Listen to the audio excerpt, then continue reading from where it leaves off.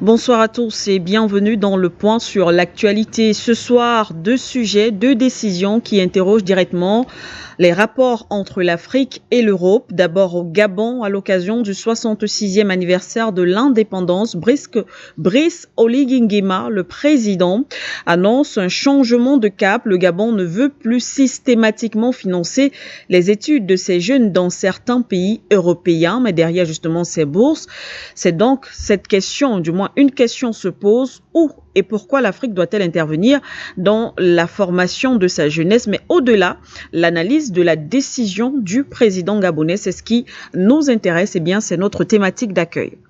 Et puis, direction le Mali, un an après son arrestation du côté de Bamako, l'agent français Yann Vizelier retrouve la liberté après une grâce accordée par le président Assimi Goïta. Pourtant, il avait été lourdement condamné par la justice malienne. Alors que s'est-il réellement joué pendant ces mois de bras de fer entre Bamako et Paris?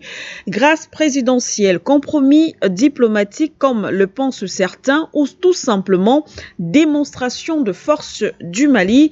Nous en parlons bien évidemment dans le cadre de cette édition.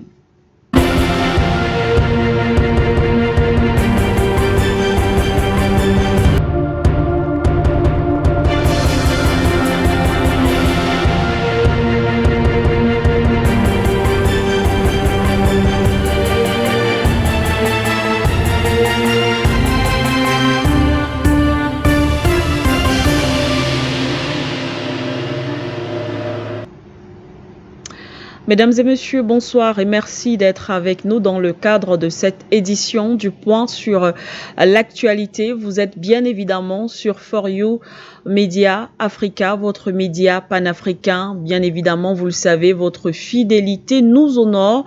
Vous nous suivez également à travers la 96.3 FM For You Radio, mais aussi via nos plateformes et notre application For You Media Africa.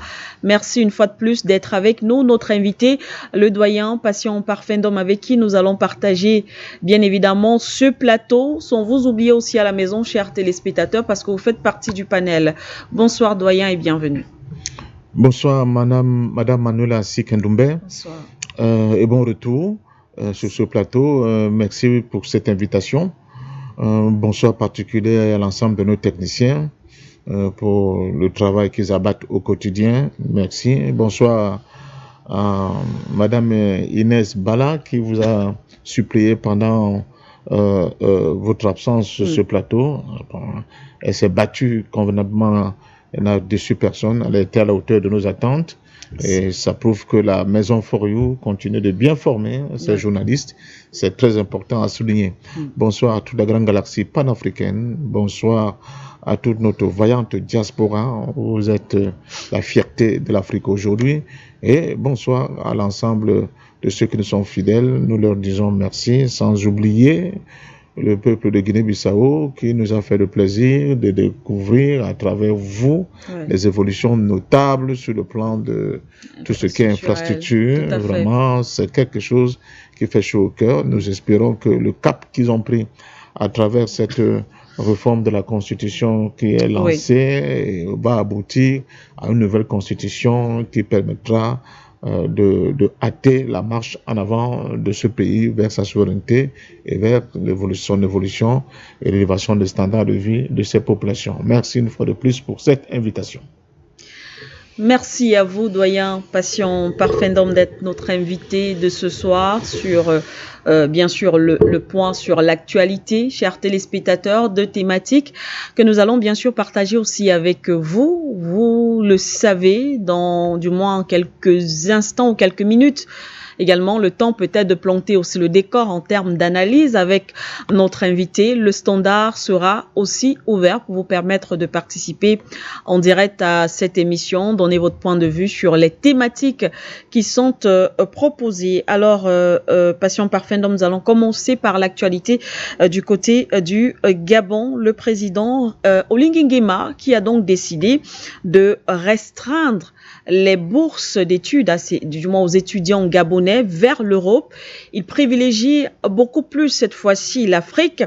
Alors, on demandera peut-être pourquoi la décision du président Brice Clotaire Oligui Nguema, on a l'impression tout de même qu'il remet en question le choix de ces bourses aux étudiants accordées justement pour l'étranger. Oui, effectivement, il faut le dire à la plupart de nos téléspectateurs, on a l'habitude de le dire, le Gabon, c'est un pays pratiquement à part. Oui. C'est un pays qui est resté avec un type de fonctionnement qui donnait l'impression que pour eux, on n'avait jamais changé d'époque. On était resté dans l'époque coloniale et précoloniale, qui stipulait par exemple pour le Cameroun que la quasi-totalité des bacheliers avaient le droit à une bourse en France, par exemple. Oui. Bon, et après, on a réduit cela.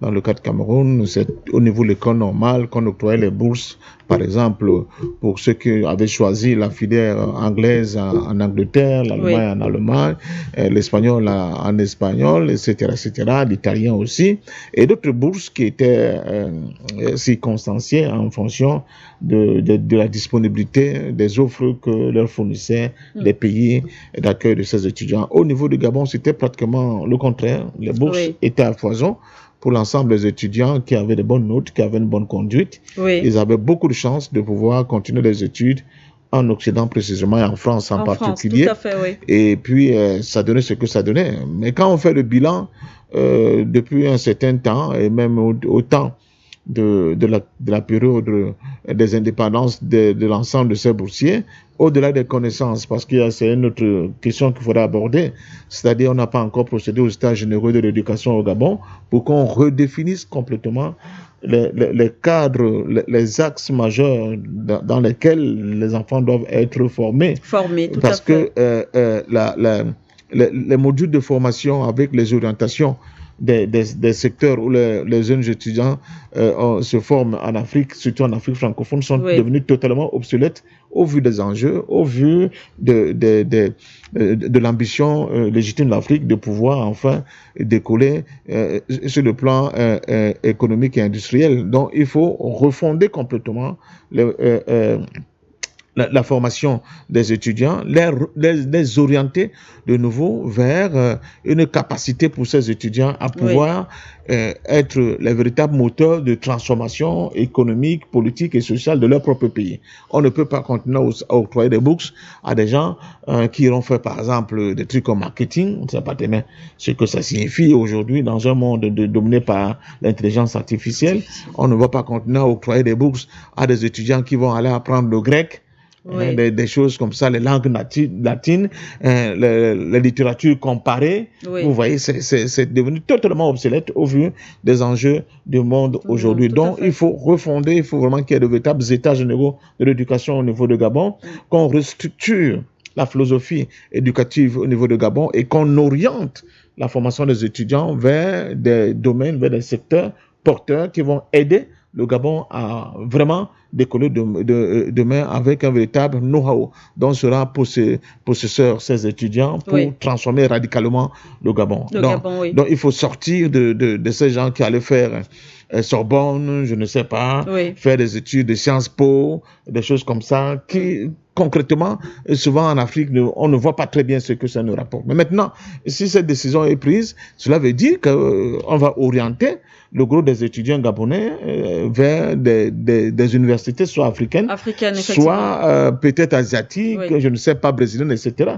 Et là encore, il va se poser la question de libérer de choix des filières. Il faut vraiment répertorier les filières pointues vers lesquelles on va envoyer ces étudiants se former en fonction, n'est-ce pas, d'une vision globale de ce qu'on voudrait que l'économie gabonaise, l'industrie gabonaise, etc. soit demain. Et pour cela, on ne peut plus continuer à dépenser des formes mirobolantes pour aller envoyer des enfants en France. Mais là aussi, pour l'Afrique, il ne faut pas non plus que ce soit comme ça laissé à volo, où chacun est libre de choisir la filière qui lui passe par la tête. Il faudra vraiment faire un choix clair et précis sur les universités compétitives au niveau de l'Afrique et envoyer les enfants là-bas pour faire des filières, n'est-ce pas, dédiées, qui, de retour au pays, pourront permettre justement à ces jeunes Gabonais de participer à l'effort, n'est-ce pas, d'explosion économique et de développement de leur pays. Et pour cela, je pense qu'il y a quelques pays en Afrique qui nous parlent. Il y a des pays, par exemple, comme le Nigeria, l'université Azaria, où on a, je crois, l'une des rares universités nigériennes, si je ne me trompe pas, où nous avons des filières comme la aéronautique, comme ce qui concerne toutes les formations liées à tout ce qui est comme nucléaire, n'est-ce pas? C'est très important. Nous avons des universités, aussi quelques-unes en Afrique du Sud, qui vont dans ce sens. Nous avons aussi des universités en Éthiopie. Il faut commencer à l'orner de ce côté, d'autant plus qu'ils ont fait un très grand barrage. Ils étaient obligés de créer une filière qui va régler les questions hydrauliques.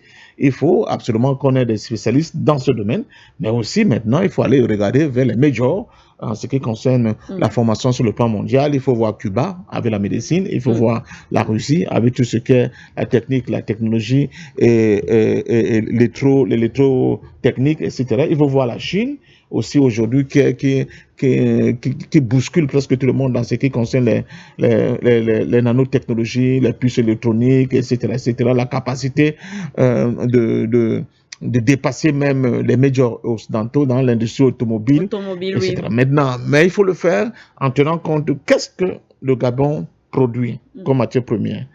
Quel est l'état réel de l'économie gabonaise aujourd'hui, des besoins de Gabon aujourd'hui. Qu'est-ce qu'il faut faire pour que le Gabon ne soit plus toujours dans une économie de rente, si on peut l'appeler ainsi, pour qu'enfin le Gabon soit un pôle économique majeur qui va susciter l'attrait de l'ensemble des jeunes de la sous-région pour venir aider à développer le Gabon. Et là, le Gabon a des ressources naturelles extrêmement importantes. J'ai oublié le domaine agricole qui est aussi très important parce que c'est l'un des tendons d'Achille du Gabon, cette affaire d'importer tout le temps ce qu'on bouffe. Il faut revoir la question agricole, n'est-ce pas, avec des ingénieurs agronomes de haute facture en fonction des besoins du Gabon, ce qu'ils produisent, les terres qu'ils ont, ce qu'ils peuvent produire localement et axer la formation de ces jeunes dans ce domaine-là. Il y a aussi le domaine hydraulique, je ne l'ai pas oublié. Bon, les questions de la faune et de la flore, elles sont certes présentes, mais elles ne peuvent pas être prioritaires aujourd'hui. Ça, c'est mon point de vue. Parce que, premièrement, il faut tout recadrer, donner une dimension au Gabon. La faune et la flore, elle est presque plus de 80% du territoire gabonais. On aura tout le temps de réajuster. Parce que, vous vous souvenez, la bizarrerie qui consistait à avoir un ministre gabonais chargé de la forêt et de l'environnement qui était un Écossais. J'ai oublié le nom.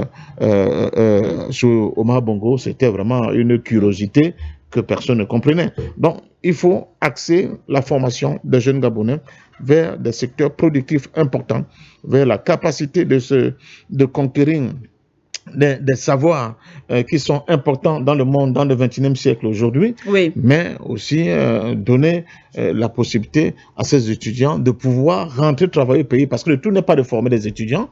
L'autre difficulté que nos pays connaissent, c'est que les étudiants, quand ils sont formés, ils ont tendance à rester en Occident. Pourquoi? Parce que, leur formation ne cadre pas avec les types d'emplois qu'on peut trouver localement. Ici, chez nous, la deuxième question, le deuxième problème, c'est quand même la rémunération, parce que souvent, quand on voit ceux qui peuvent gagner en travaillant à l'extérieur et ce qu'on leur propose, étant ainsi chez nous, je veux bien patriotisme, je veux bien qu'on chante patriotisme tout le temps, mais il faut quand même faire un effort pour relever un peu, n'est-ce pas, les salaires pour que vraiment nos pays deviennent de plus en plus attractifs pour ces génies qui malheureusement, après tous les efforts que nos pays ont commis depuis la maternelle jusqu'au supérieur, sont plutôt des espèces de porteurs d'eau pour les industries d'autres pays, au lieu d'être de retour au pays pour faire travailler leurs génies et sortir nos pays de la misère. Mais justement, avant de sortir de ce thème, doyen, comment aujourd'hui comprendre on va rappeler que on a l'impression que le président Oligui Nguema, peut-être impression ou pas, mais il prend de plus en plus des décisions qui semblent couper le cordon de manière graduelle avec la France-Afrique, alors que on sait que le Gabon a toujours été présenté comme lorsqu'on parle des États vraiment où la France-Afrique est véritablement ancrée. On cite bien évidemment le Gabon et si on prend le cas justement de ces étudiants, on va rappeler que la France, parce que le président n'a pas cité aucun pays d'ailleurs, mais dans en ce qui concerne les sources, il s'avère que le premier pays en termes du monde, le pays européen qui accueille le plus les étudiants gabonais, entre autres, c'est bien sûr la France. Alors, lorsqu'on analyse la décision du président Brice Clotaire Oligui Nguema, est-ce que ça rentre toujours dans cette démarche-là, couper le cordon avec la France-Afrique, acquérir une certaine souveraineté et on fait le lien avec toutes les autres décisions qu'il prend depuis un certain moment? Oui, en fait, c'est deux pièces de même monnaie. Oui. La première chose, c'est l'état des finances du Gabon, qui n'est pas aussi reluisant qu'elle ne paraisse. Bon, est-ce que l'État va continuer à se payer le luxe de pouvoir envoyer les enfants étudier, surtout en France, avec le coût de vie? C'est excessivement cher. Oui. Et avec tout ce que nous connaissons pour difficultés pour les familles. Tout à fait. Est-ce que, en prenant aussi ces décisions, c'est pas une manière, parce que là, ce sont des bourses octroyées par l'État. Parce que n'oublions pas qu'avant, la France aussi octroyait des bourses aux étudiants de certains pays africains. Donc, le deuxième, c'est, moi je crois sincèrement, c'est Oligui Nguema veut pousser les jeunes Gabonais à se prendre en charge eux-mêmes. Ils ne peuvent être trop tributaires, trop assujettis à la mentalité française, à la culture française, en ce qui concerne la gestion des affaires. Et c'est ça qui a fait très mal jusqu'à un passé très récent à certains nombres de sociétés africaines. C'est-à-dire que quand nos enfants vont en France, ils étudient là-bas, quand ils reviennent, attention, ils ne reviennent plus eux-mêmes.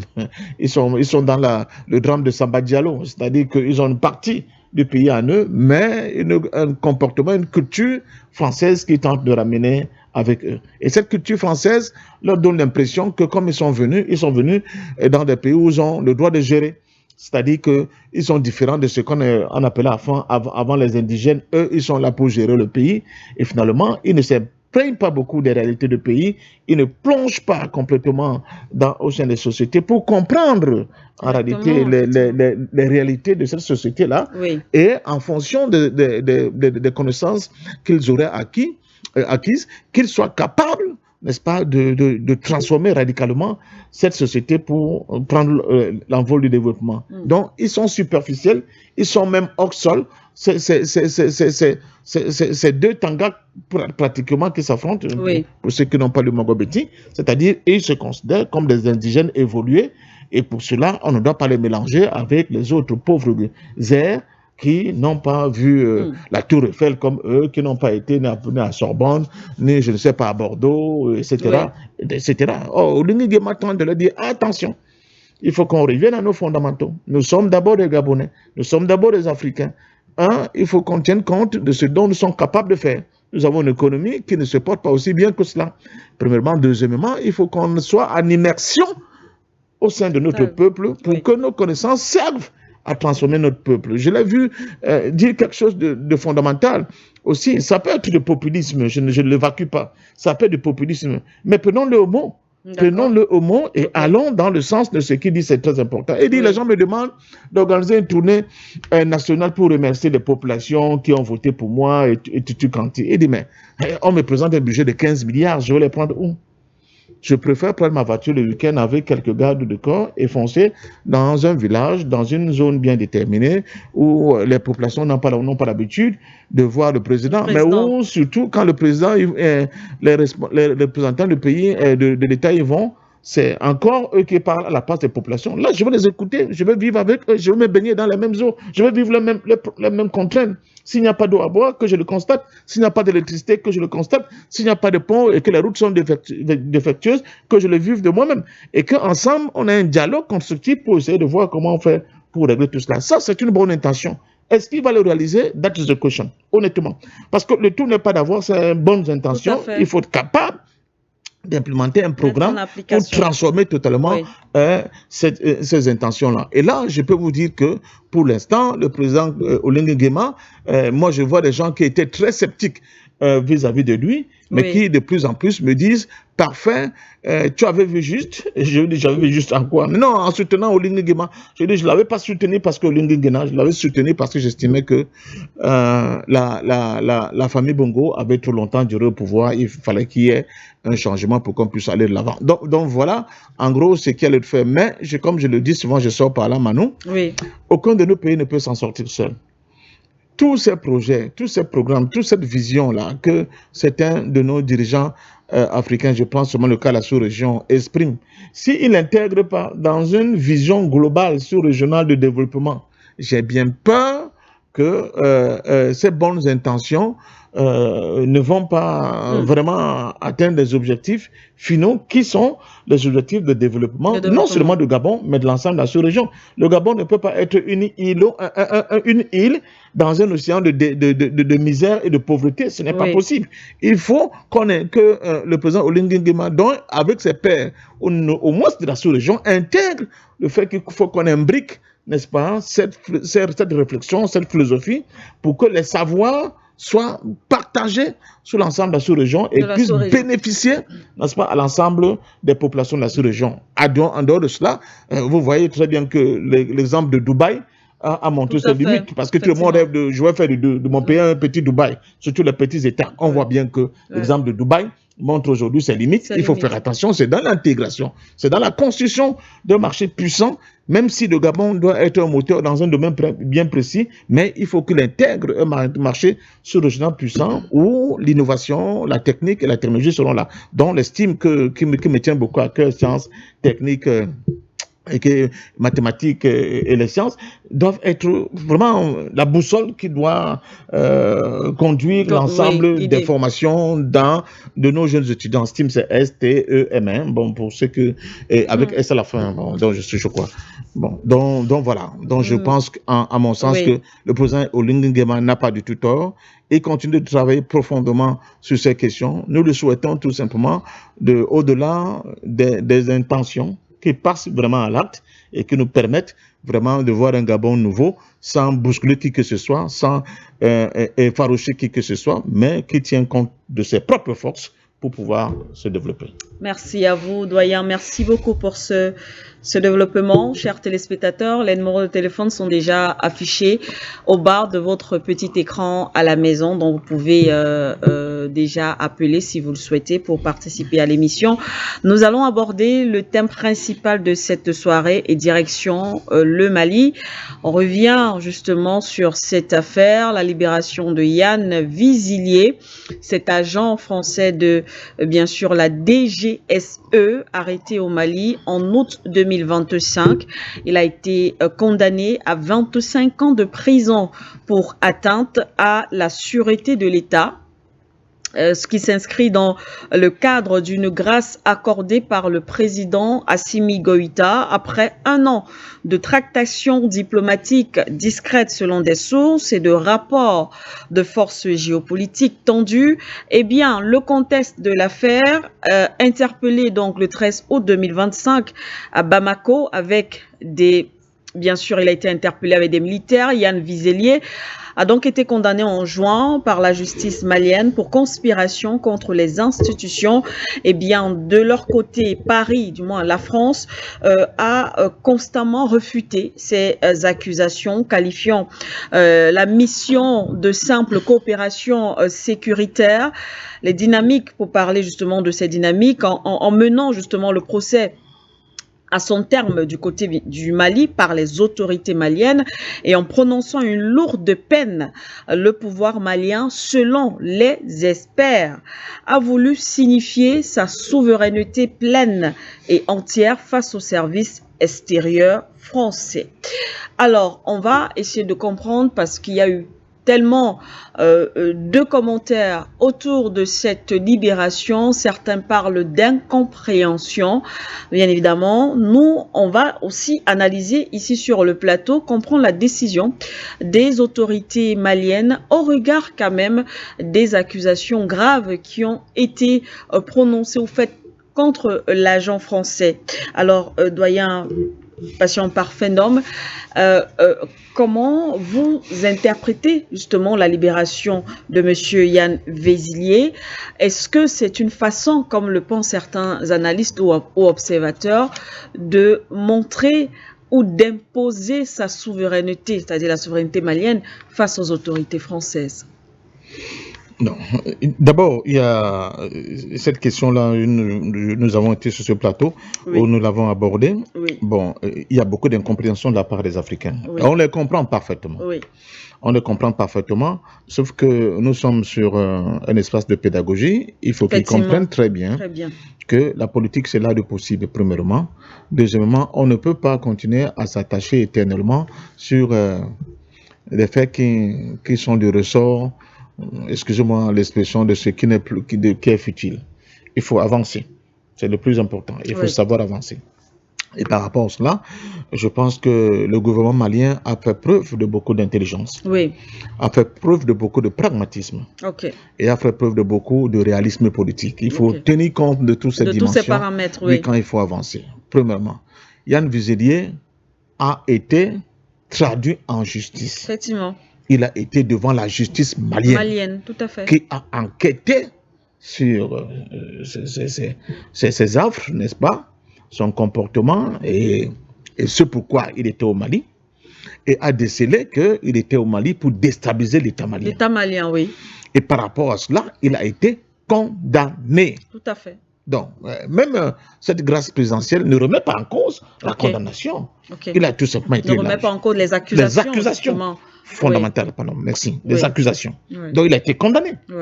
Donc, il a été condamné, ça veut dire que le Mali dit ouvertement que cet agent français est venu au Mali pour nuire, n'est-ce pas, à la quiétude, à l'avancée, à vraiment cette osmose qui existe entre le pouvoir, les populations et toute la sous-région. C'était un agent extrêmement dangereux qui est venu avec une mission de chien de guerre pour recruter, pour reconforter leurs hommes liges qui sont sur place, pour créer un véritable tsunami, pour détruire complètement l'actuelle construction de Mali qui lutte pour sa souveraineté. Donc, premièrement.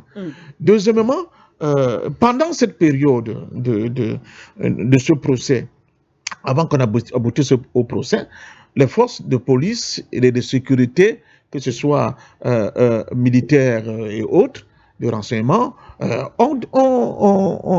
ils ont travaillé, Monsieur Vézilier, n'est-ce pas? Ils l'ont exploité, voilà le terme souvent qu'on emploie avec les policiers. Donc, Monsieur Vézilier était obligé de lâcher le morceau. Tout à fait. Ils l'ont pressé au maximum. Il a sorti tout ce qu'il avait dans le ventre. Donc, il leur a donné un certain nombre d'informations capitales qui a permis d'ailleurs de mettre la main sur ses complices maliens cette fois-là. Donc, ils ont ils ont fait les deux bouts dans cette affaire. Ils ont quelqu'un, ils l'ont exploité. Cette personne a été obligée de se mettre à table.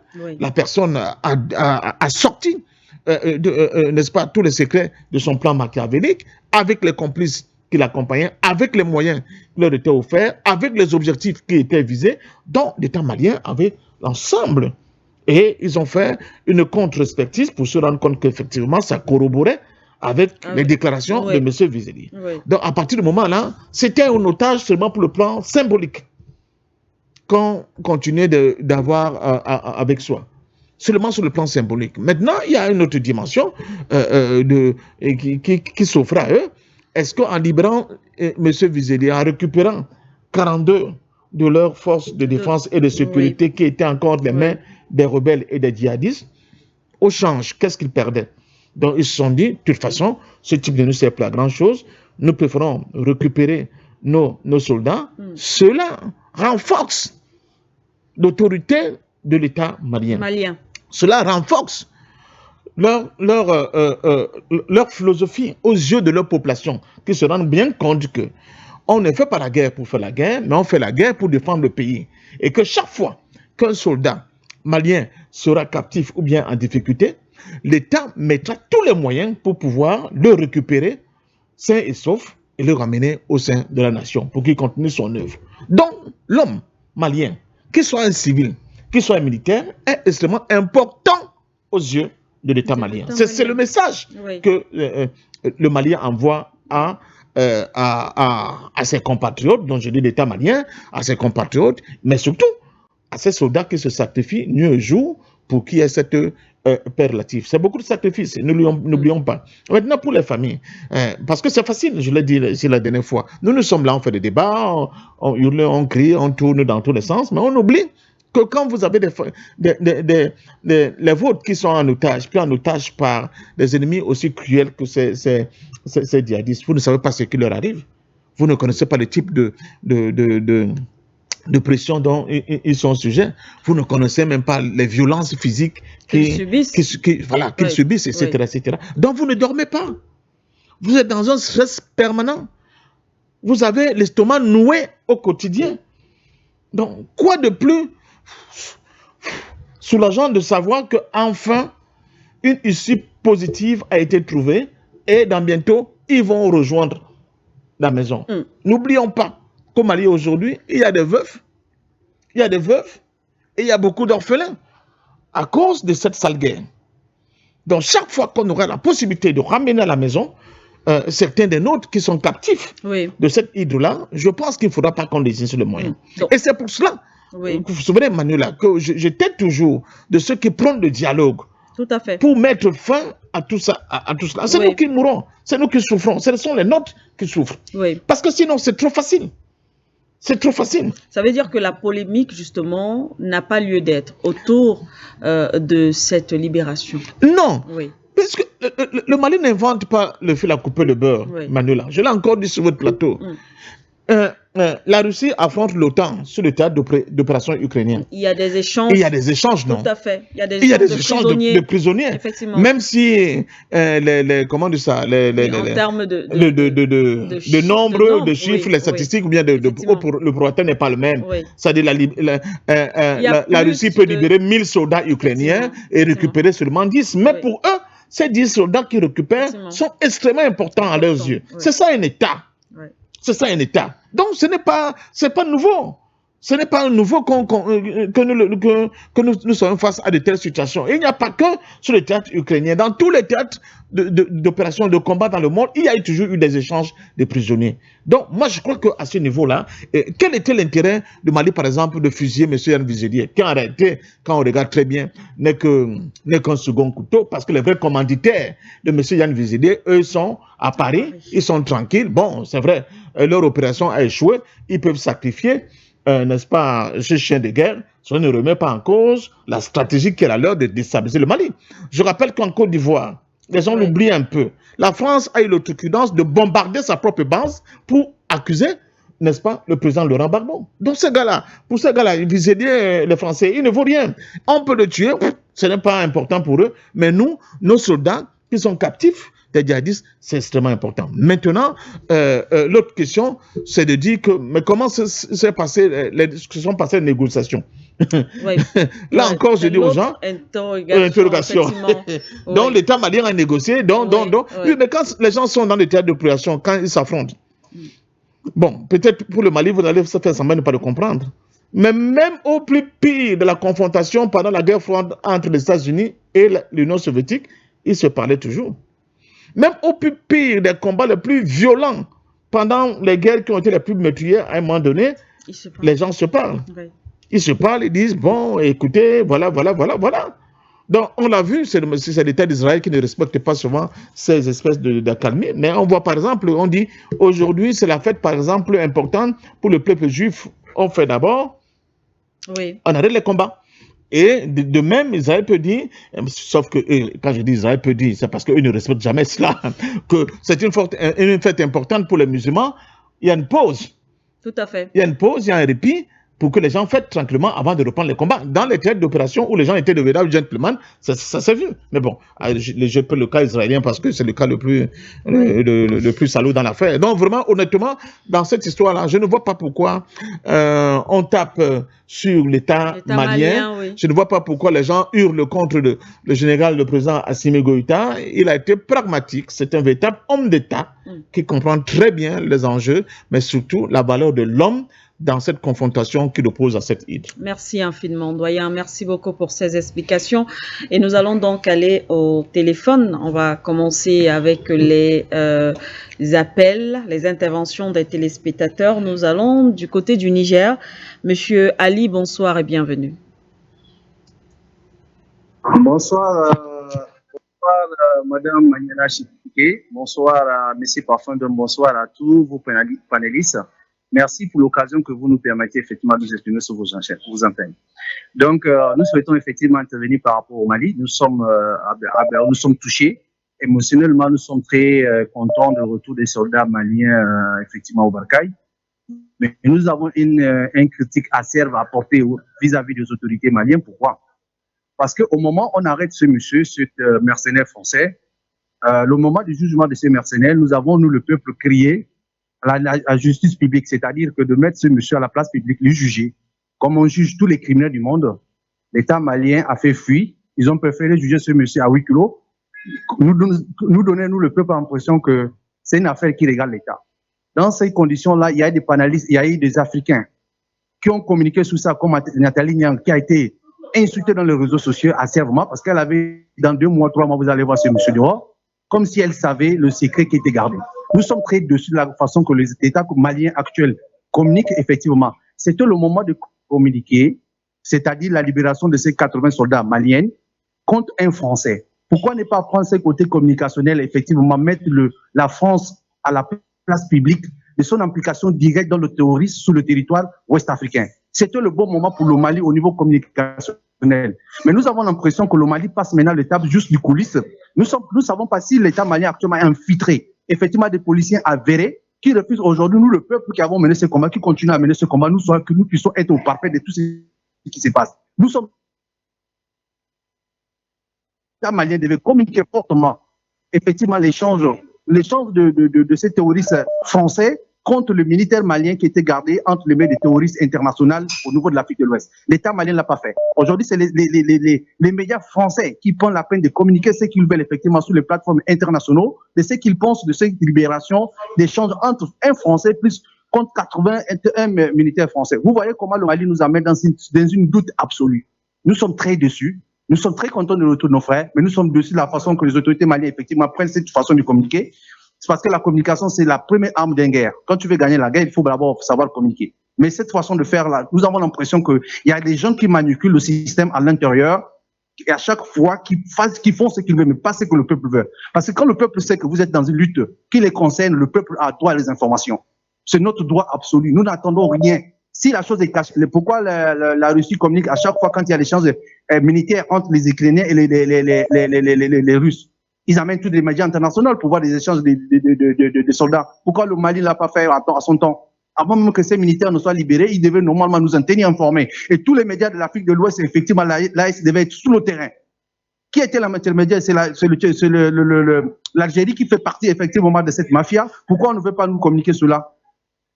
Qu'est-ce qu'ils attendent de nous, le peuple? Si on est incapable de nous montrer que les terroristes doivent être punis à sa hauteur et qu'ils mettent la France à la place publique, montrer à l'humanité tout entière que la France est appliquée à 99% dans le terrorisme au niveau de l'Afrique de l'Ouest. C'était le bon moment pour le Mali. Mais le Mali n'a pas pu saisir cette occasion-là. Merci, Mania Seka. Mania Seka, autant pour moi. Assalamu alaikum wa rahmatullahi wa barakatuh. Bonsoir à vous. Allez, bonne continuation. Merci. Merci à vous, Monsieur Ali, et très bonne soirée. Merci infiniment pour cet appel.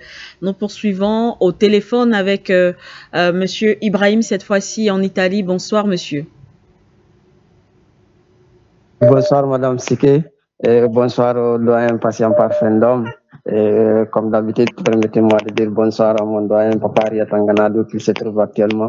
Alors, Madame Sike, bon retour parmi nous. Ça fait 2 jours on ne vous voyait pas. Alors, Madame Sike, moi je suis parfaitement d'accord avec le doyen. Vous savez, comme disait un de notre appelants ici, qui est monsieur, j'ai oublié un peu son nom, gouverner n'est pas jouer d'enfant. Il faut qu'on sorte dans certaines émotions. Vous voyez, je vais juste répondre le frère qui vient de passer. Gouverner c'est pas comme nous pensons, nous, personnes lambda. C'est-à-dire, un pays n'est pas un être humain. C'est-à-dire, un pays ne pense pas comme un être humain. Vous voyez, en disant que Mali n'a pas communiqué. Mais Mali ne peut plus, c'est-à-dire l'acte seulement suffit plus que la communication sur ça. Est-ce que vous voyez? Donc, l'État, qu'est-ce qu'on voulait que l'État dise plus que ce qu'il a fait? Plus que ce qu'il a fait. Regardons seulement les faits. Vous avez parlé de ce qu'avait dit notre sœur, Madame Nathalie Ambe, mais ce n'est pas la même chose. Répétez les mots, ce qu'avait dit la dame. Madame Nathalie Ambe, quand on a condamné le monsieur, elle a dit que le jour qu'on va libérer ce monsieur, ça veut dire que la personne qui va le libérer, que c'est la personne qui a tué Sadio Camara. C'est très grave ce qu'elle avait dit. C'est très, très grave. Parce que ça n'a rien à voir. Le monsieur a été arrêté au moins 5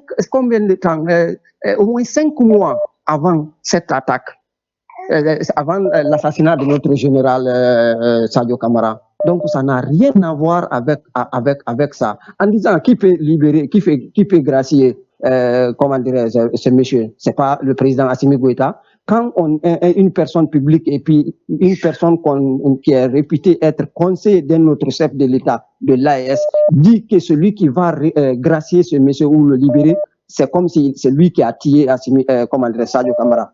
Vous ne voyez pas, c'est tellement grave ces propos. Donc, sortons dans ça. Ça, ce n'est pas comme ça que ça se passe. Vous voyez.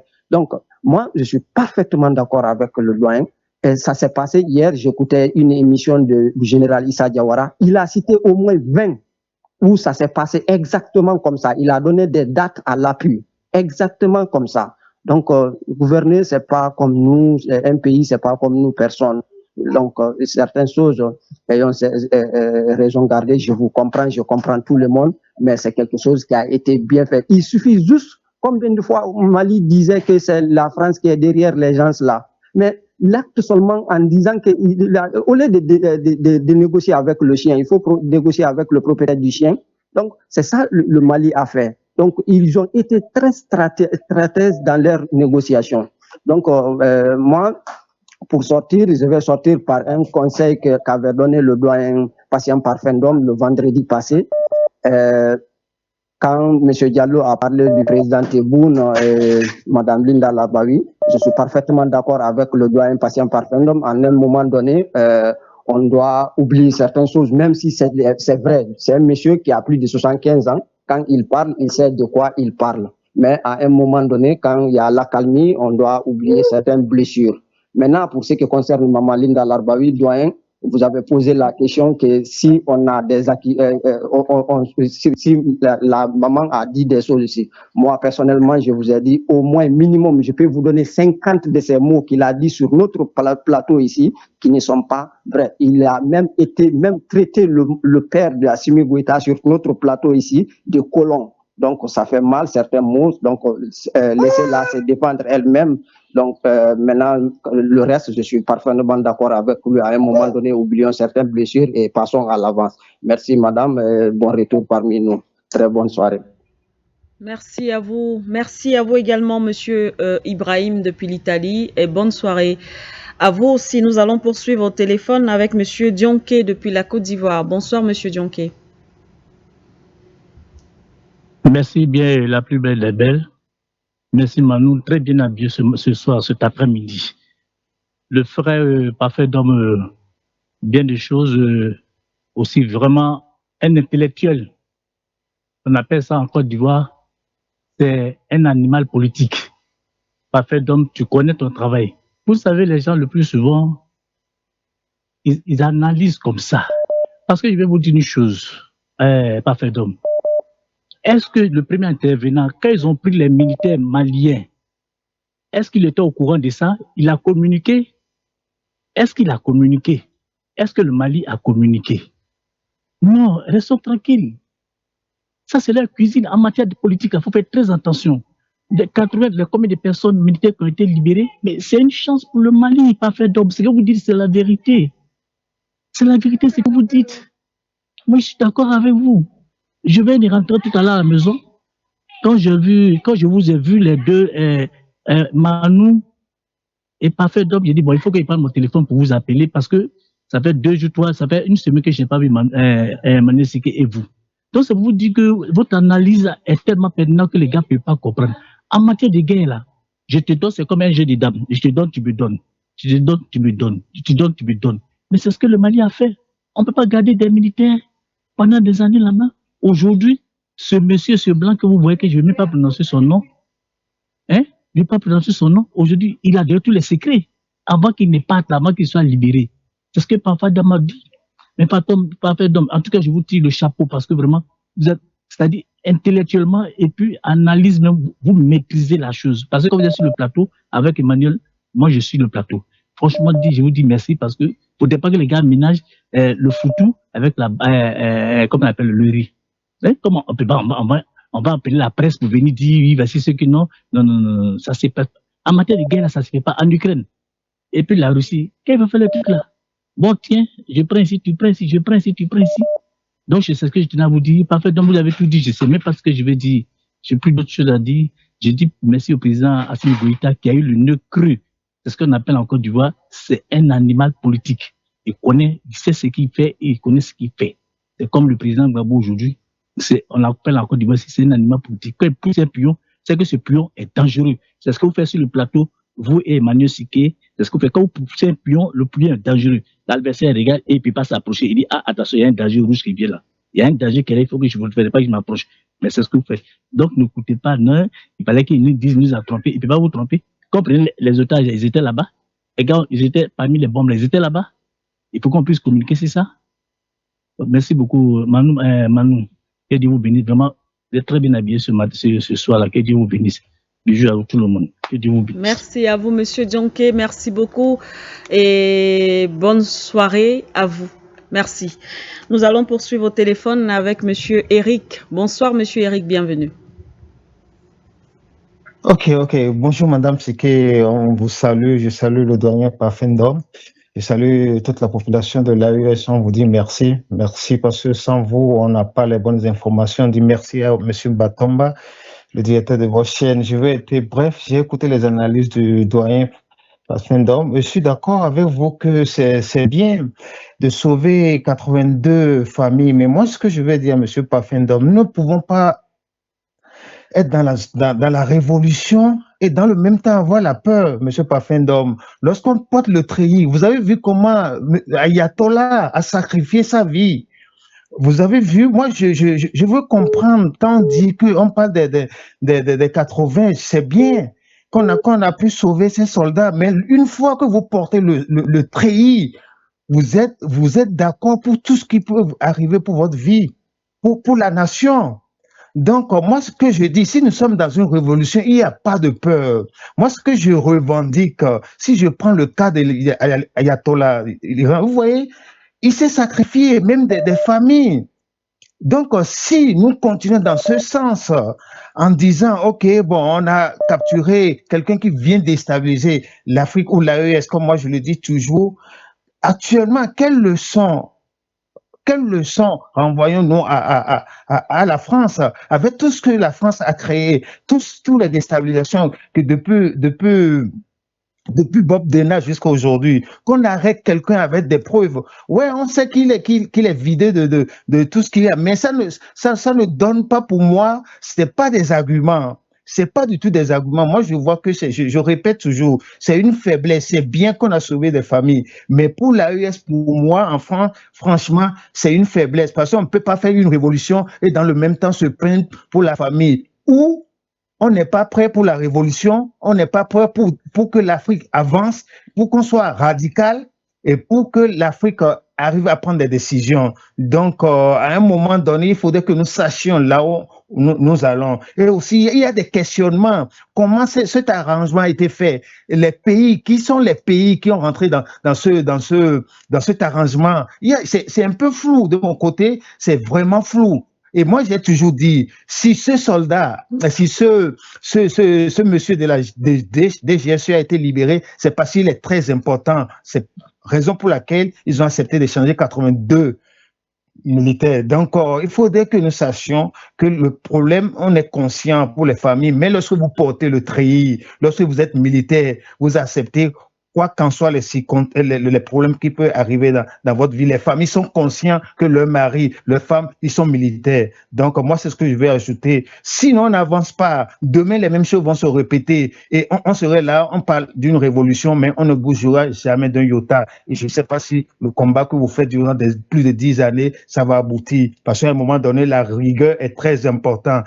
Très, très important. Moi, c'est ce que je veux apporter ce soir. Je vous dis merci. Merci pour tous les efforts que vous faites, Thierry, depuis la diaspora. Merci à vous, Monsieur Eric. Depuis l'Espagne, votre contribution, bien sûr, a été surtout vos préoccupations et le doyen va certainement apporter des éléments peut-être de réponse aussi. Merci infiniment. Nous allons poursuivre avec Monsieur Kanté. Monsieur Kanté, bonsoir. D'accord. Bonsoir, Madame Diane Manuela Siké.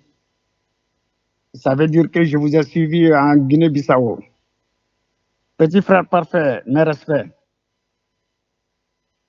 Bon, camarades, je vous en prie, mettons balle à terre. Le Mali ne pouvait pas faire autrement. Imaginez une seule seconde que l'un des 80, c'est pas 82 soldats déjà, c'est 86. Le reste, ils ont été pris en charge par les CICR. Imaginez un seul instant que l'un était en danger de mort. Parce qu'on ne sait pas d'où ils étaient détenus. Ça, c'est la première question que je me pose. Comme l'a dit Ibrahim, gouverner n'est pas un jeu d'enfant. Et la politique, c'est l'art de gouverner les hommes. Il y a une règle très simple dans la politique. On appelle ça le déplacement de contradictions. Moi, je vis en France, je sais comment la presse traite cet épiphénomène-là. Ça ne peut pas être dit n'importe comment. Le Mali a fait deux flashs sur la presse officielle. Le premier, c'était la libération de nos soldats. D'où ils sont partis, nous, on le sait maintenant. D'accord? Comment ils étaient détenus, on le sait maintenant. Yann Vézilier, quant à lui, mais on a eu tout ce qu'on voulait de lui. D'ailleurs, il n'avait même pas besoin de parler, les téléphones ont parlé. Dès les 3 jours de son arrestation, le téléphone a parlé. Les militaires impliqués, les 2 généraux là, Aziz Dambélé, c'est un aîné de nos généraux là actuels là. Ils étaient tous ensemble.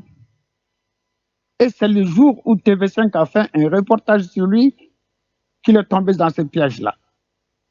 Quant à l'autre général femme, Nema Sagara, c'est une jumelle. Elle a sa jumelle qui travaille encore dans l'armée, à la DIRPA.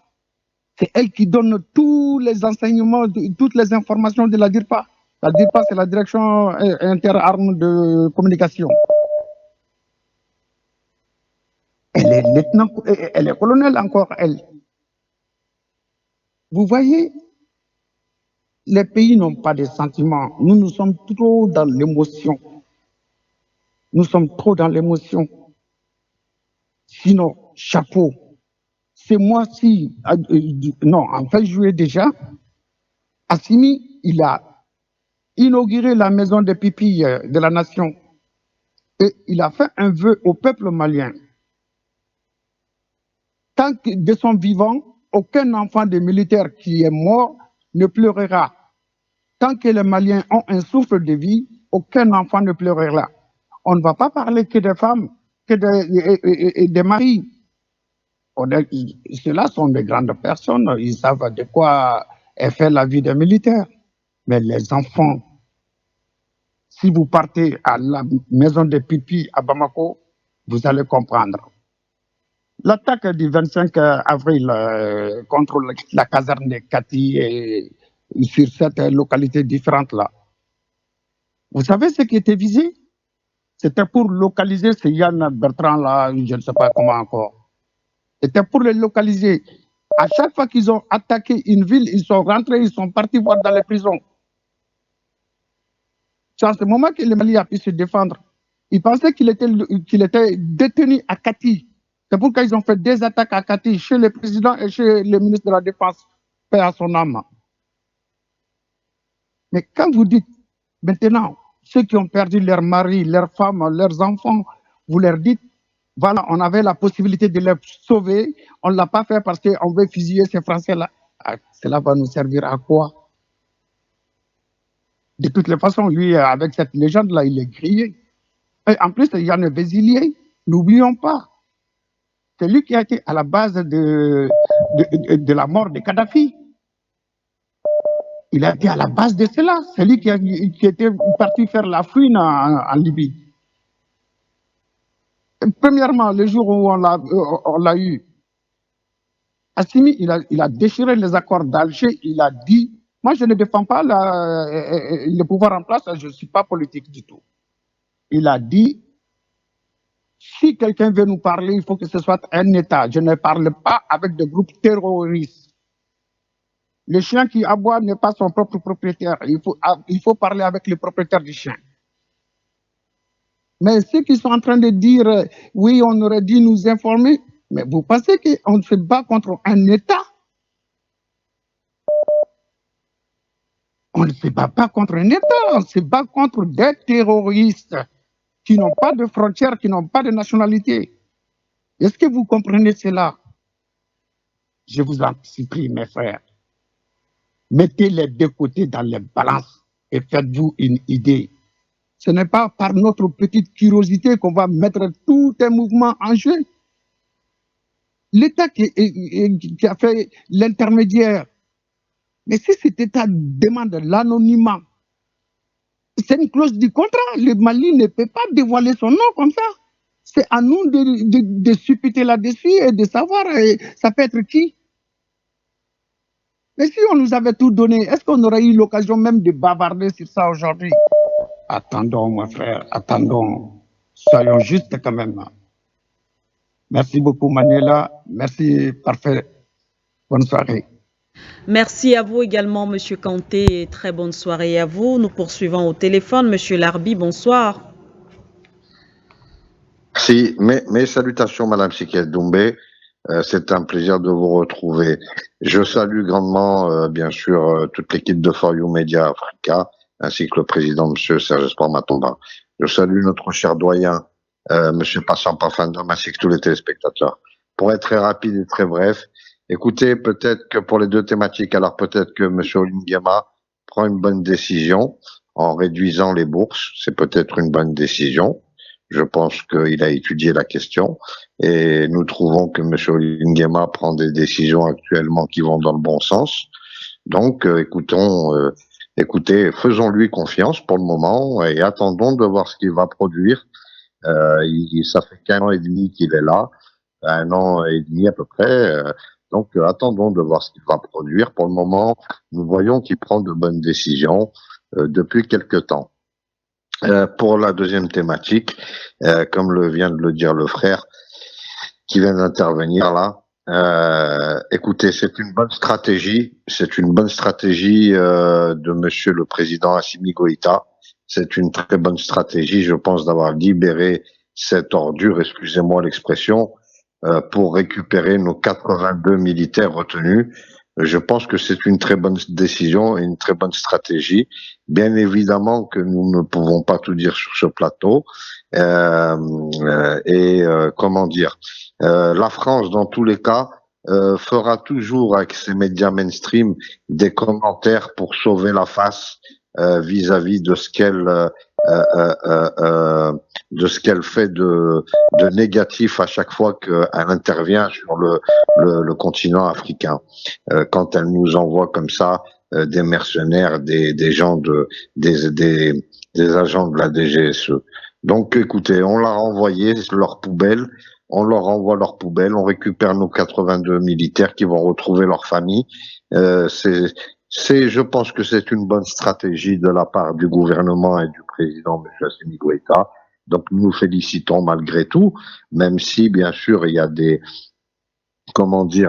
inconvénients parce que le peuple a du mal à comprendre la stratégie, mais je pense que pour ma part, je pense que nous devrions tous comprendre que c'est une bonne stratégie.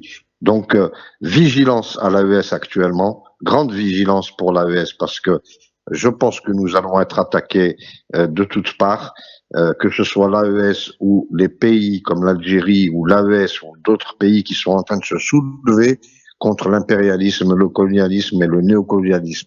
Donc méfions-nous, soyons très vigilants. Tout Africain doit être vigilant. Tout Africain du continent, qui est surtout sur le sol du continent, hein, doit être aux aguets et doit renseigner les autorités de tout ce qu'il peut voir d'anormal dans le village ou dans les grandes villes.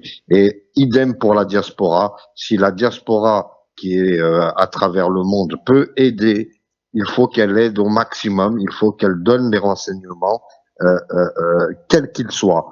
Et même, je vous dirais même encore mieux, nous, en tant que diaspora, moi, je suis prêt, j'ai travaillé pour de très grandes sociétés, je suis prêt à donner tout mon savoir, tout ce que j'ai appris pour mon pays, pour le continent africain. Je suis prêt à le donner, même si on m'a défendu de le donner, je suis prêt à le donner. Et qu'est-ce qu'on va me faire? On va me couper la tête? Voilà. Donc, vive l'AES, vive l'Afrique, vive l'émancipation du continent africain et courage à vous pour le combat que nous menons. Merci beaucoup. Bonne continuité des programmes. Merci beaucoup. Merci à vous également, Monsieur Larbi. Courage à nous. Merci beaucoup. Nous allons poursuivre et certainement sortir avec le standard, avec Monsieur Diallo. Monsieur Diallo au Mali. Bonsoir, Monsieur Diallo. Bonsoir, Madame Malena Siké. Moi, je suis très fâché parce que ça fait longtemps qu'on ne vous voit pas. Je ne suis pas content. Quelqu'un d'autre doit partir en mission, mais Madame Siké doit rester pour qu'on suive Madame Siké. Si Madame Siké n'est pas là, vous savez, le poète a dit, quand un être vous manque, tout est peuplé. Quand vous l'avez, le tout revient. Madame Siké, nous avons aimé For You. Nous l'avons aimé. Parce que For You, c'est une chaîne très, très, très sérieuse. Monsieur Matomba, il est parti travailler ailleurs. Tout ce qu'il a trouvé, il est venu aider l'Afrique. Moi, mon âge ne me permet pas d'insulter les gens. Monsieur Parfait d'homme m'a insulté l'autre jour. Il m'a qualifié de non sérieux. Vraiment, Monsieur Parfait d'homme, mon ancien ami, je ne suis pas content. Vous ne devrez pas le faire. Moi, je ne manquerai de respect à personne. Pour ma famille, pour l'éducation que j'ai suivie, je ne vais pas vraiment manquer de respect à quelqu'un. L'autre jour, ce que j'ai dit, moi, je suis de la CIA depuis 1977. Quand je dis quelque chose, c'est des preuves. L'autre jour, madame et la dame, pendant une émission, a qualifié le père de Assimi Goïta dans le colon. Vous n'étiez pas là, vous n'avez rien dit. Ce que j'ai dit de la CIA, je ne l'ai pas insulté, et c'est une réalité. Mais je vais vous trouver au Cameroun, on va voir. Si je suis sérieux ou si je ne le suis pas, on va bien voir. Donc ça, ce n'est pas amical, vraiment. Même si vous êtes fâché, dites-le autrement. Madame Bala qui était là m'a demandé si j'ai des preuves. C'est comme ça qu'on doit dire. Mais dire que vraiment je ne suis pas sérieux, ça ce n'est pas bon. Monsieur, j'ai des enfants, des petits-enfants et des petits-enfants. On ne doit pas dire ça. Quand moi je mens, j'ai peur à ce qu'eux, ils disent un jour, vraiment ton grand-père était comme ça, ton grand-père était comme ça. Non, vraiment, je vous pardonne, mais je vous demande de ne plus répéter cela. Ce n'est pas amical. En ce qui concerne la libération de ces soldats, ça a été une très grande chose. Ça a été une très grande chose. Ce vigile-là, j'espère qu'il ne va plus quand même reprendre. La France ne cédera jamais. Le chien n'abandonnera jamais sa façon de s'asseoir. Même vous, monsieur Parfait-Homme, vous êtes visé.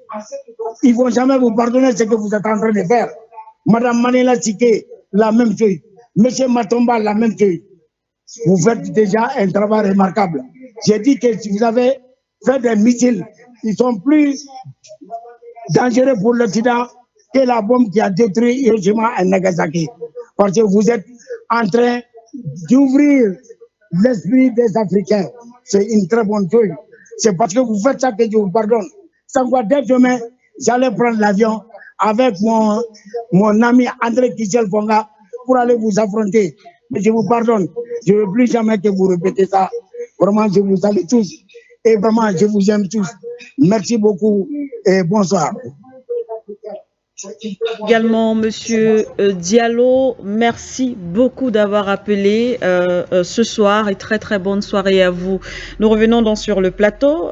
Doyen Patient Parfendom, des interpellations bien évidemment. On va peut-être commencer par Monsieur Diallo et on va poursuivre progressivement. Oui. D'accord, je commence par Monsieur Diallo. Mon ancien ami, mais pour moi, il n'a jamais été un ancien, il demeure toujours mon ami. Oui. Donc, je tiens donc à m'excuser auprès de lui s'il s'est senti offensé, mais je tenais tout simplement à lui rappeler que nous sommes une télévision qui a des contraintes.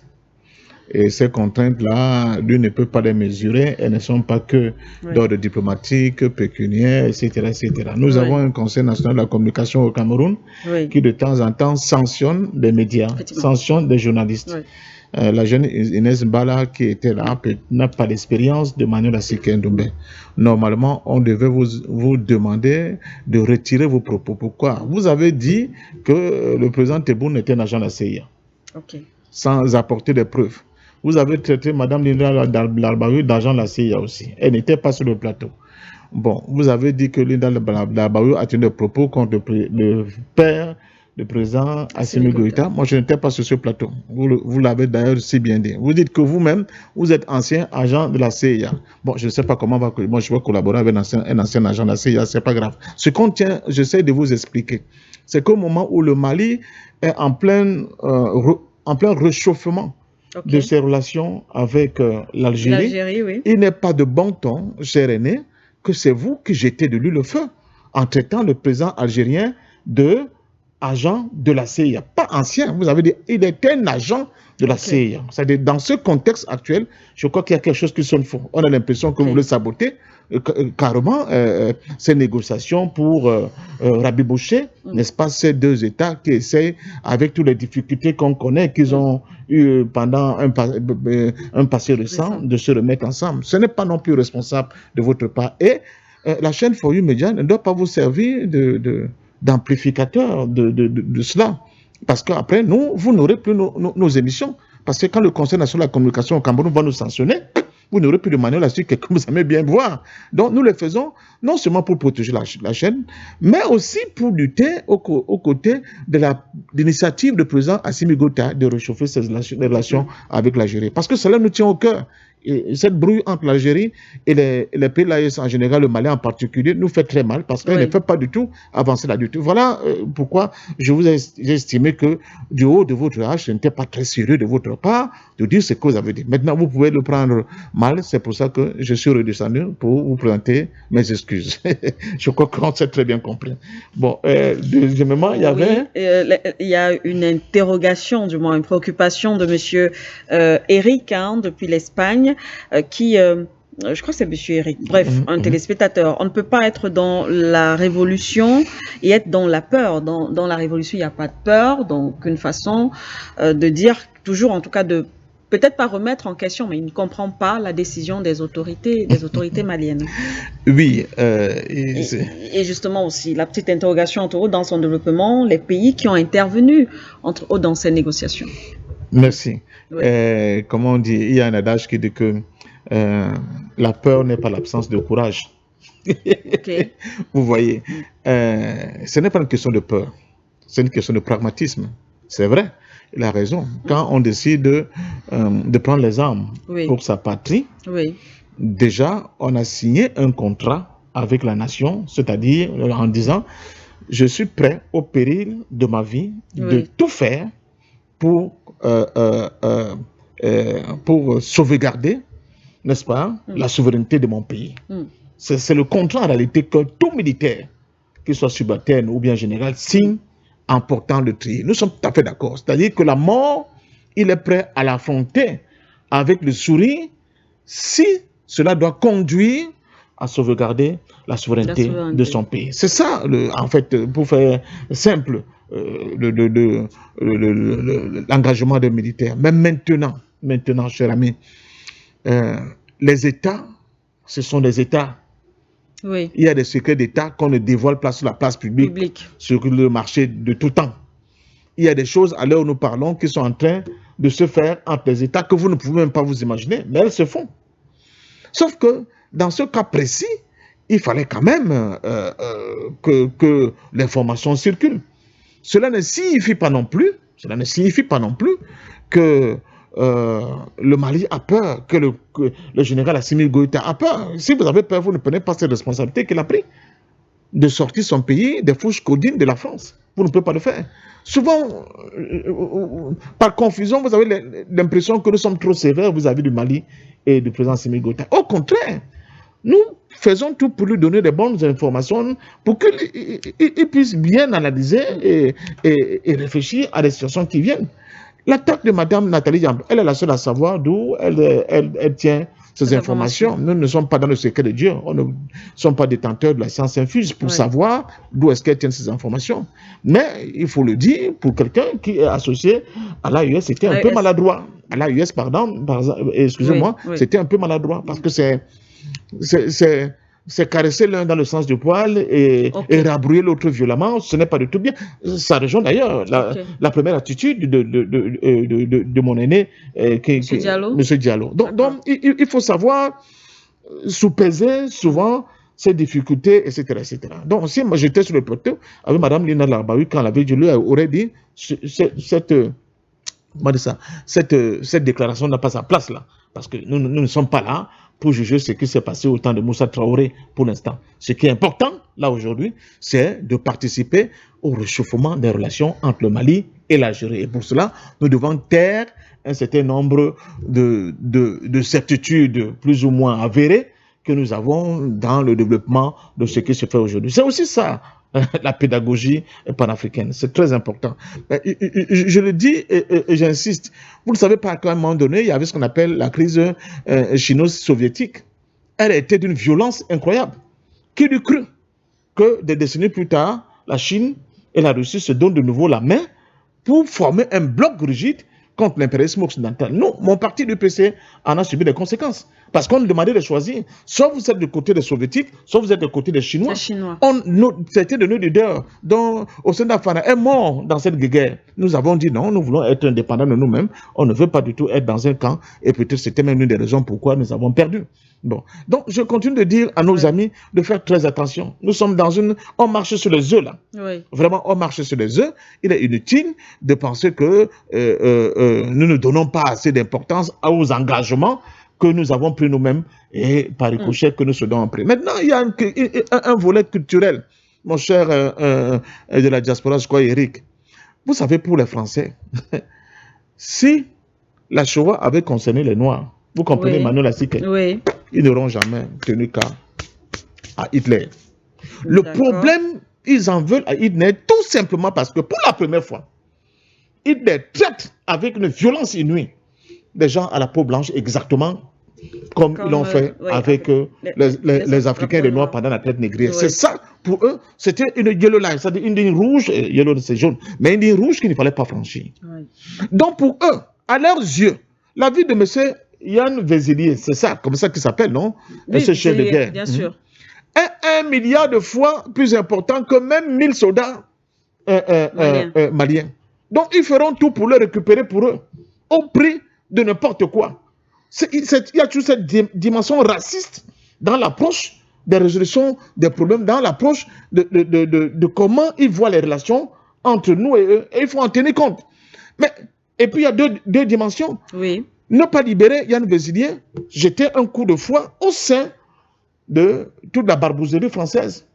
Pour le président Assimi Goïta aussi, passer à côté de cette opportunité de ramener ces militaires au sein, n'est-ce pas, sauf au sein de la patrie, devait commencer à questionner un certain nombre de combattants sur le terrain qui disent, mais ça veut dire que nos vies ne comptent pas. Donc il y a une opération, cette dimension-là. Il y a une dimension politique aussi derrière. L'État dit, nous n'accepterons jamais par principe de sacrifier comme ça pour rien les nôtres sous le fallacieux prétexte que nous détenons quelqu'un qui a déjà sorti de son ventre tout ce qu'il avait. Donc, il faut vraiment voir ces deux cas dans ce sens-là. Je pense que quelqu'un a dit, nous savons dans quel pays, mais l'État ne vous dirait jamais dans quel pays ils étaient détenus. Et puis vous n'êtes même pas sûr qu'ils n'étaient pas détenus au Mali. Personne ne peut aujourd'hui, des bien censés, il faut être bien malin qui peut nous dire où ils étaient détenus. Parce que et ça remet en cause la supputation qui voudrait dire que nous contrôlons tous les territoires maliens. Quand on voit que même la Centrafrique ne peut pas contrôler tous les territoires centrafricains, avec ce qui se passe au Mali et les difficultés à venir qui vont venir parce que la sécheresse va encore cogner fort avec El Niño qui arrive, c'est pas tout évident. Donc, vraiment, soyons, soyons lucides, soyons ouverts, soyons froids, vraiment froids, et regardons ces questions-là. Et là, le président Assimi Goïta a fait preuve d'un niveau élevé de la responsabilité politique pour un chef d'État. Et nous ne pouvons que applaudir des deux mains pour dire merci, monsieur le chef d'État. Ça va renforcer la cohésion au sein de l'armée, ça va redonner la confiance au peuple pour mieux affronter cette hydre-là qui continue de causer beaucoup de dégâts au Mali. On ne le dit pas assez. Il y a des frappes de drones, il y a des affrontements armés, et dans ces affrontements, il y a encore des soldats maliens qui tombent. Donc, ne donnons pas l'impression que c'est rien du tout. Non, ce n'est pas rien du tout. Donc, à mon sens, ce n'est pas une révolution, dans le sens où on dit où on meurt, où on vit, ce n'est pas dans ce sens. Nous sommes dans une guerre qui a plusieurs acteurs, qui a plusieurs enjeux, qui a plusieurs composantes. Il faut savoir négocier avec tout cela, mais continuer de faire sa marche en avant, et c'est ça qui est le plus important. Merci à vous, doyen. Peut-être avant de sortir, avec cette libération, finalement, est-ce que ça marque, parce qu'il y a eu des négociations, vous l'avez d'ailleurs dit tout à l'heure, au cours de votre développement, il y a des choses qui se passent, qui se font entre les différents États. Est-ce que, peut-être qu'on s'avance très vite, mais est-ce que ça veut dire qu'il y a tout de même un dialogue qui est maintenu, justement, entre l'AES et peut-être la France Oui. Nous sommes en train de... Mais forcément, il y aura des dialogues entre l'AES et la France. Si quelqu'un vous dit le contraire, il n'a pas du tout raison. Bon, il y a toujours des réactions, des réalités. Premièrement, nous continuons d'utiliser le franc CFA, qui est du domaine que Paris contrôle. Donc, qu'on le veuille ou non, d'une certaine manière, il y a un dialogue qui est maintenu. Il y a un certain nombre d'actions qui ont été posées, qui sont passées très vite. Par exemple, l'ouverture du ciel algérien aux avions en provenance de Mali et vice-versa. Tout à fait. Ça a créé d'autres nouvelles choses. On peut dire ce qu'on veut dire du Fonds monétaire international. On peut décider que comme Trump a décidé qu'il sanctionne l'entrée de nos concitoyens sur le sol américain, nous aussi la réciprocité voudrait que... Mais sauf que quand il faudra renégocier avec le FMI, et on sait pertinemment que le gros de ces fonctionnaires de FMI qui viendront seront américains, qu'est-ce qu'on va faire? On va faire des exceptions pour ces dirigeants de FMI. C'est ça la complexité du jeu politique. Donc il faut savoir vraiment analyser tout cela et ne pas être dans les oukases, dans les fâcheries, dans les émotions. De toute façon, on ne fait pas la politique ni avec les émotions, ni avec les sentiments. Je suis désolé. Donc c'est ça la réelle politique que nous devons voir. Vous sortez de l'Afrique de l'Ouest. Vous connaissez le conflit Casamance au Sénégal. Vous vous souvenez? Avec l'abbé Diamacoune Senghor et après son lieutenant. Est-ce que vous savez que des gens qui ont pris les armes contre la République, mais à un moment donné, il y avait des échanges de prisonniers entre l'État central sénégalais et ces rebelles casamançais. Mais est-ce que c'est une faiblesse de l'État? Et après, il y a des dialogues. Ce n'est pas parce que ces dialogues n'ont pas encore totalement abouti, mais on voit comment il y a une progression, une évolution positive dans cette question-là. Voilà. À un moment donné, même la Gambie était impliquée comme base arrière de ces rebelles casamançais. Donc nous sommes dans une situation qui n'est jamais vraiment lisse comme on peut prendre. Elle est toujours plus ou moins mouvante avec des données qu'on ne contrôle pas, mais ce qui est important, c'est qu'au niveau des États, il faut qu'il y ait une collaboration. Parce que cette collaboration amenuise, n'est-ce pas, le risque de gravité, j'allais dire, de nuisance de ces groupes terroristes. Et en plus, moi je vais même loin dans mon analyse. Il est de l'intérêt du Mali que ces groupes terroristes ne soient pas comme ça, libres. Il faut que quelqu'un les contrôle. Pourquoi? Parce que si vous leur donnez cette liberté, ils vont s'accrocher ailleurs. Et moi, je vois la Mauritanie. Si les gars du Front de Libération de l'Azawad maintenant décident même de délocaliser leur QG en Mauritanie, qui est sur la coupe des États-Unis, vous ne savez pas ce que ça peut produire. Donc, réfléchissons. Moi, je passe des nuits à réfléchir sur cette question. Je les retourne dans tous les sens. Je me dis, faisons très attention, ne donnons pas l'impression que c'est gagné. Et c'est pour cela que je suis très heureux de savoir que les militaires maliens, on disait 82, notre ami nous disait 86, merci pour la précision, sont enfin rentrés à la maison, n'est-ce pas? C'était la joie dans les familles, c'était la joie aussi dans les casernes, c'était aussi une affirmation du fait que le général Assimi Goïta, président de Mali, dit tout Malien, où qu'il soit, dans ce combat, il ne sera jamais abandonné entre les mains de cette hydre-là. Nous ferons tout pour le ramener à la maison, que ce soit par la voie militaire, que ce soit par la voie diplomatique. Pour M. Yann Vézilier, c'est comme une orange qu'on a totalement pressée. Bon, elle n'a plus aucune utilité, on la jette. C'est seulement sur le plan symbolique que ça nous pose un problème, mais dans la réalité, il n'était plus d'aucune importance en termes de captifs pour le Mali. Merci infiniment. Merci beaucoup, doyen, d'avoir été avec nous, d'avoir été, en tout cas vous étiez le seul invité ici. Merci d'avoir tenu, merci pour ces explications, ces analyses. On vous souhaite une très belle soirée et d'ailleurs un bon début de semaine. Merci aussi à nos téléspectateurs, pardon. Merci beaucoup d'avoir appelé, d'avoir été avec nous.